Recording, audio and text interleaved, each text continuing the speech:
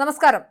വെള്ളമടിച്ച് കോൺ തിരിഞ്ഞ് പാതിരായ്ക്ക് വീട്ടിൽ വന്ന് കയറുമ്പോൾ ചെരുപ്പൂരി കാലുമടക്കി ചുമ തൊഴിക്കാനും തുലാവർഷ രാത്രികളിൽ ഒരു പുതപ്പിനടിയിൽ സ്നേഹിക്കാനും എൻ്റെ കുഞ്ഞുങ്ങളെ പെറ്റുപോറ്റാനും ഒടുവിലൊരു നാൾ വടിയായി തെക്കേപ്പറമ്പിലെ പുളിയന്മാവിൻ്റെ വിറകിനടിയിൽ എരിഞ്ഞു തീരുമ്പോൾ നെഞ്ചു തല്ലി കരയാനും എനിക്കൊരു പെണ്ണിനെ വേണം. 2000 പുറത്തിറങ്ങിയ മലയാള ചലച്ചിത്രം നരസിംഹത്തിലെ ഈ ഡയലോഗ് അങ്ങനെയൊന്നും മലയാളി മറക്കില്ല എന്ന് മാത്രമല്ല, ഇന്ദുചൂടൻ അങ്ങനെ ആക്രോശിച്ചപ്പോൾ തിയേറ്ററിൽ ചാഞ്ഞും ചെരിഞ്ഞും സീറ്റിൽ തലകുത്തി മറിഞ്ഞും ഈ രോമം ഇങ്ങനെ എണീറ്റ് സല്യൂട്ട് അടിച്ച പോലെ പുളകം കൊണ്ടവരാണ് മല്ലൂസ്. ഈ 2025 ഇന്ദുചൂടന്മാർക്ക് യാതൊരുവിധ പഞ്ഞവുമില്ല. എന്തായാലും മല്ലൂസിന് സന്തോഷമാകുന്ന ഒരു വർത്തമാനമാണ് മുസ്ലിം ലീഗ് സംസ്ഥാന ജനറൽ സെക്രട്ടറി 2025 ഇന്ദുചൂടനുമായ PMA സലാം പറഞ്ഞത്. സ്ത്രീയും പുരുഷനും തുല്യരാണെന്ന് പറയാനാകില്ല എന്നാണ് മുസ്ലിം ലീഗ് സംസ്ഥാന സെക്രട്ടറി PMA സലാമിൻ്റെ ഭാഷ്യം. തുല്യനീതിയാണ് വേണ്ടത്. സ്ത്രീയും പുരുഷനും തുല്യരാണെന്ന പ്രായോഗികമല്ലാത്ത മനുഷ്യയുക്തിക്കെതിരായ വാദം സമൂഹത്തിൽ കയ്യടി കിട്ടാൻ കൊണ്ടുവരുന്നതാണെന്നും തുല്യരാണെന്ന് പറയുന്നത് കണ്ണടച്ചിരുട്ടാക്കലാണെന്നും ലീഗിന് ഇക്കാര്യത്തിൽ ശക്തമായ അഭിപ്രായമുണ്ടെന്നും ഒളിമ്പിക്സിൽ സ്ത്രീക്കും പുരുഷനും വ്യത്യസ്ത മത്സരമാണ്, ബസ്സിൽ പ്രത്യേക സീറ്റുകളാണ്, ശൗചാലയം വെവ്വേറെയാണ്, ഇതിലിവർ വ്യത്യസ്തരായതിനാലാണ് ഈ അഭിപ്രായത്തിൽ നിന്നും ലീഗ് മാറില്ല എന്നും കാന്തപുരം വിഭാഗവുമായി മുസ്ലിം ലീഗിന് എതിർപ്പില്ലെന്നും മതസമുദായത്തിലെ ആചാര്യന്മാർക്ക് അഭിപ്രായം പറയാനുള്ള അവകാശമുണ്ടെന്നും ഈ മാധ്യമങ്ങളോട് സംസാരിക്കവേ ഒരു ഉത്തരവാദിത്തപ്പെട്ട പാർട്ടിയുടെ സംസ്ഥാന തലത്തിലിരിക്കുന്ന പ്രധാനപ്പെട്ട നേതാക്കന്മാരിൽ ഒരാളായ 2025 ഇന്ദുചൂടനായ PMA സലാം പറഞ്ഞിരിക്കുന്നു. ഞാൻ വിചാരിച്ചു പ്രബുദ്ധ കേരളത്തിലെ സമൂഹം ഇതിനെ ശക്തിയുക്തം എതിർക്കും, ഇതിനെതിരെ പ്ലക്കാർഡുകൾ പിടിച്ചുകൊണ്ട് സ്ത്രീകൾ തെരുവിലിറങ്ങുമെന്നൊക്കെയാണ്. പക്ഷേ ഒരു കാര്യം ഉണ്ടായില്ല, ആരും മിണ്ടിയില്ല. എല്ലാവരും നിശബ്ദരായി എന്ന് മാത്രമല്ല, എനിക്ക് തോന്നുന്നു VD സതീശൻ അതിനെ എതിർത്തുകൊണ്ട് കുറച്ച് മണിക്കൂറുകൾക്ക് മുൻപേ അതിനെ തള്ളിക്കളയുന്നു എന്ന് പറഞ്ഞിരുന്നു. എന്തായാലും എല്ലാവരും നിശബ്ദരായി എന്ന് മാത്രമല്ല, PMA സലാമിൻ്റെ വിവാദ പരാമർശത്തെ ന്യായീകരിച്ചുകൊണ്ട് സമസ്തയുടെ നേതാവും SYS സംസ്ഥാന സെക്രട്ടറിയുമായ അബ്ദുസമദ് പൂക്കോട്ടൂരും രംഗത്തെത്തി. ഇസ്ലാമിൽ അതായത് ഏറ്റവും അധികം സ്ത്രീവിരുദ്ധത ആരാണ് പറയുന്നത് എന്ന കാര്യത്തിൽ സമസ്തയും മുസ്ലിം ലീഗും ജമാഅത്തെയൊക്കെ എല്ലാവരും കൂടി ഇങ്ങനെ ചർച്ച തമ്മിൽ തല്ലാണ്. ഈ മത്സരത്തിൽ ആര് ജയിക്കും, ഏറ്റവും മോശമായ അല്ലെങ്കിൽ 1-ാം നമ്പർ കിട്ടുന്ന സ്ത്രീവിരുദ്ധത ആര് പറയും എന്ന് മാത്രമാണ് കണ്ടറിയേണ്ടത്. അപ്പോൾ എന്തായാലും പൂക്കോട്ടൂർ പറയുന്നത് ഇസ്ലാമിൽ ഒരു സ്ത്രീ എങ്ങനെ ആവണമെന്ന് മുസ്ലിങ്ങൾ തീരുമാനിക്കുമെന്നാണ്. അത് മുസ്ലിങ്ങൾ എന്നത് മാറ്റി മുസ്ലിം പുരുഷന്മാർ എങ്ങനെ തീരുമാനിക്കുമെന്ന് പറഞ്ഞാൽ അതാണ് കുറച്ചുകൂടെ നല്ലത്. കാരണം അതങ്ങനെയാണല്ലോ. വേണമെങ്കിൽ അത് അംഗീകരിക്കേണ്ടവർ, അതായത് പുരുഷന്മാരുടെ തീരുമാനം വേണ്ടവർ അംഗീകരിച്ചാൽ മതിയെന്നും അബ്ദുസമദ് പൂക്കോട്ടൂർ പറയുണ്ടായി. സ്ത്രീകൾക്ക് അവരുടേതായ പരിമിതികളുണ്ടെന്നും തുല്യനീതിയാണ് വേണ്ടതെന്നും അബ്ദുസമദ് പൂക്കോട്ടൂർ അത്രയെങ്കിലും പറഞ്ഞല്ലോ സമസ്ത. എനിക്ക് അക്കാര്യത്തിൽ വളരെ സന്തോഷമുണ്ട്.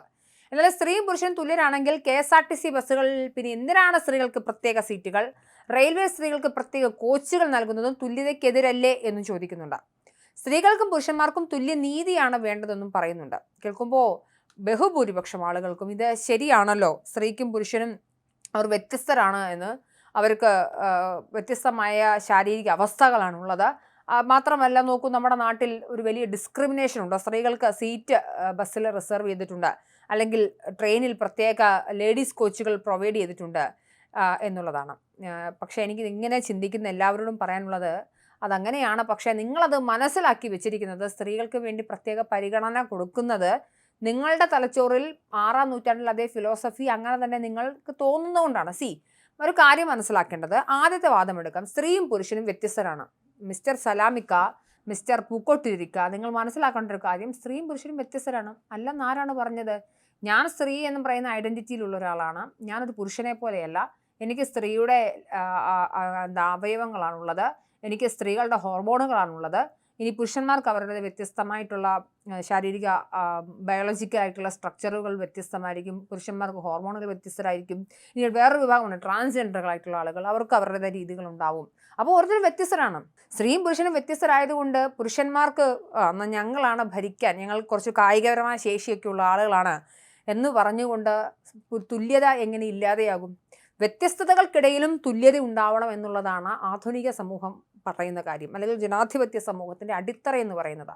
നമ്മുടെ ഭരണഘടനയിൽ എല്ലാവരും തുല്യരാണ് എന്ന് എഴുതി വെച്ചിട്ടുണ്ട്.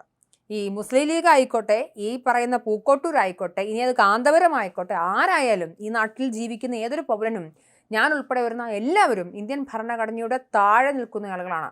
അടിസ്ഥാനപരമായി ഇന്ത്യ മുന്നോട്ട് വയ്ക്കുന്നത് സ്ത്രീയും പുരുഷനും തുല്യരാണ് എന്നുള്ളതാണ്.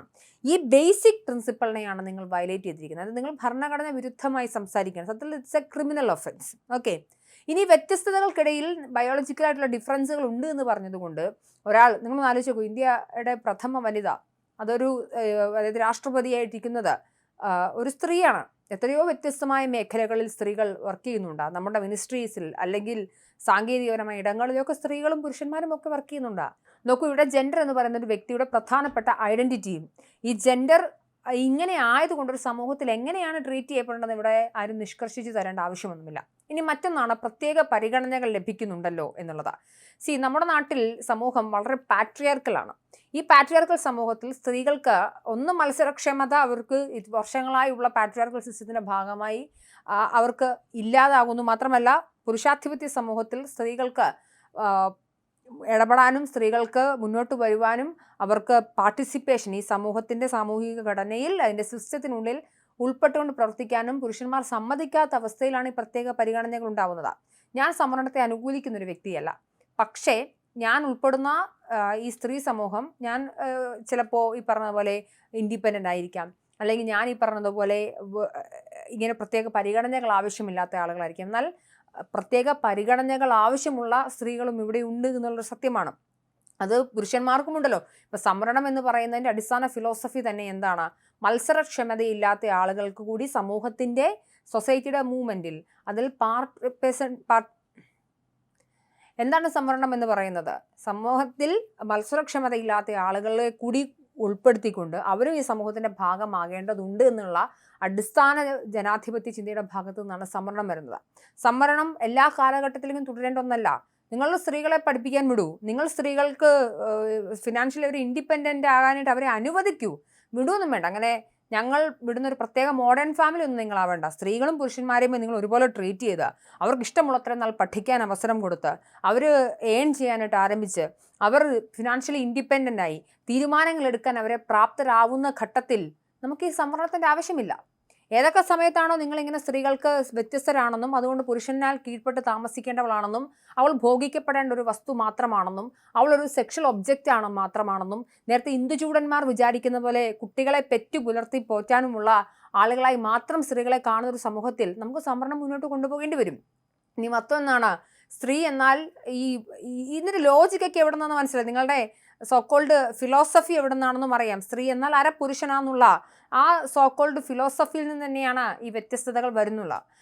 ലോകം മാറുമ്പോൾ നേരം വെളുക്കാത്തവർ ധാരാളം ഉള്ളപ്പോൾ നമുക്ക് സംവരണം ഇങ്ങനെ നീട്ടിക്കൊണ്ടുപോകേണ്ടി വരും. സംവരണം ശരിക്കും പറഞ്ഞു കഴിഞ്ഞാൽ നിർത്തലാക്കേണ്ട എത്രയോ ഘട്ടങ്ങൾ 21ാം നൂറ്റാണ്ട് എത്തിയിട്ട് പോലും നമുക്കിതൊന്നും മാറ്റാൻ പറ്റാത്ത സാഹചര്യം ഉണ്ടെങ്കിൽ അത് നമ്മുടെ എല്ലാവരുടെയും പരാജയമാണെന്നാണ് മനസ്സിലാക്കേണ്ടത്. പിന്നെ ഒന്നാണ്, ബാത്റൂമുകൾ കോമൺ അല്ലല്ലോ. ബാത്റൂമുകൾ ആണും പെണ്ണും വ്യത്യസ്തരാണ് ഉപയോഗിക്കുന്നത് എന്നുള്ളതാണ്. സ്ത്രീകളും പുരുഷന്മാർക്കും വ്യത്യസ്തരായ ബാത്റൂമുകൾ ഉള്ളത് കൊണ്ടോ സ്ത്രീകളും പുരുഷന്മാരും വ്യത്യസ്തമായ വസ്ത്രങ്ങൾ ധരിക്കുന്നത് കൊണ്ടോ ഈ വ്യത്യസ്തതകൾ ഉണ്ടെന്നേ. ഈ വ്യത്യസ്തതകൾ ഉള്ളതുകൊണ്ടാൽ തന്നെ സ്ത്രീയും പുരുഷനും തുല്യരുമാണ് എന്ന് നിങ്ങൾക്ക് മനസ്സിലാവും. അത് എന്തുകൊണ്ടാണെന്നറിയാമോ? സ്ത്രീകളെ നിങ്ങളൊരു മനുഷ്യരായി പരിഗണിക്കാത്തത് കൊണ്ടാണ് നിങ്ങൾക്കത് മനസ്സിലാവാത്തത്. സ്ത്രീകൾക്കും പുരുഷനും തുല്യ അധികാരവും പരിഗണനയും സാമൂഹിക സാമ്പത്തിക രാഷ്ട്രീയ തുല്യതയും വിഭാവനം ചെയ്യുന്ന ഒരു പൊളിറ്റിക്കൽ സ്റ്റേറ്റ്മെൻറ്റ് അല്ലെങ്കിൽ ഒരു പൊളിറ്റിക്കൽ സിനാരിയോ ഇവിടെ ഉണ്ടായി വരേണ്ടതുണ്ട്. ഈ ലിംഗസമത്വമെന്നും ഫെമിനിസവും എന്നൊക്കെ ആത്യന്തികമായി മുന്നോട്ട് വയ്ക്കുന്നത് ഈ എല്ലാവരും തുല്യരാണെന്നുള്ള പൊളിറ്റിക്കൽ സ്റ്റേറ്റ്മെൻറ്റ് തന്നെയാണ്. അതിനെ നിങ്ങൾ അംഗീകരിച്ചാൽ മതി. അല്ലാതെ ഇക്കമാരൊക്കെ വട്ടം കൂടിയിരുന്നിട്ട് സ്ത്രീകളൊക്കെ വീട്ടിലിരുന്നോട്ടെ എന്ന് പറഞ്ഞതിന് ശേഷം അതിനെ നോക്കി ഹേയ് നിങ്ങൾക്ക് സംവരണം കൊടുക്കുന്നത് ആളുകളല്ലേ, സംവരണം മേടിക്കുന്നത് കൊണ്ട് നിങ്ങളെ വീട്ടിലിരുന്നോളൂ എന്ന് പറയുന്ന പോലെയുള്ള നേഴ്സറി സ്കൂൾ വാദങ്ങളൊന്നും ഈ സലീമിക്കയും പൂക്കോട്ടിരിക്കയൊന്നും കൊണ്ടുവരരുത് എന്ന് മാത്രമാണ് പറയാനുള്ളത്. ജനാധിപത്യം സമ്മാനിച്ച തുല്യതയുടെയും ലിംഗനീതിയുടെയും മൂല്യങ്ങൾ നമുക്ക് ഉയർത്തിപ്പിടിക്കേണ്ടതുണ്ട്. പല ഘട്ടങ്ങളിൽ ഇപ്പോൾ എനിക്ക് ഓർമ്മയുണ്ട്, മുത്തലാഖ് നിരോധന നിയമത്തിൻ്റെ ബില്ലൊക്കെ പാസ്സാകുന്ന സമയത്ത് മുത്തലാഖ് ബില്ലിനെതിരെ നൂറുകണക്കിന് സ്ത്രീകൾ ഉൾപ്പെടെയുള്ള ആളുകളാണ് പ്രകടനം നടത്തിയത്. അപ്പോൾ അടിസ്ഥാനപരമായി സ്ത്രീകളും കൂടെ മനസ്സിലാക്കേണ്ടതുണ്ട്, നമുക്ക് പുറത്തേക്ക് വരണം, നമ്മളും മനുഷ്യരാണ്. അതിന് ഈ നാട്ടിലെ യുവാക്കളും യുവതികളും ഒക്കെ രംഗത്ത് വരേണ്ടതുണ്ട്. ഈ പറയപ്പെടുന്ന മൂത്താപ്പന്മാരല്ല നമ്മുടെ നാട്ടിലെ ആധുനിക സമൂഹത്തെ വിഭാവനം ചെയ്യേണ്ടത്. പലയിടങ്ങളിലും വലിയ രീതിയിലുള്ള മൂവ്മെൻറ്റ്സ് ഉണ്ടാവുന്നുണ്ട്. നിങ്ങളെ ഇനിയും ഈ പറഞ്ഞ സോക്കോൾഡ് ഫിലോസഫിക്കുള്ളിൽ വീട്ടിൽ തന്നെ ഇരുത്താൻ ഈ സമൂഹത്തെ അനുവദിക്കരുത്. അതിനെതിരെ പ്രതിഷേധവും പ്രതിരോധവും ഉണ്ടാക്കേണ്ടതുണ്ട്. എന്തായാലും 2025 ഇന്ദുചൂടന്മാർക്ക് യാതൊരുവിധ പഞ്ഞവുമില്ല എന്നോർത്ത് ഖേദിച്ചുകൊണ്ട് നിർത്തട്ടെ.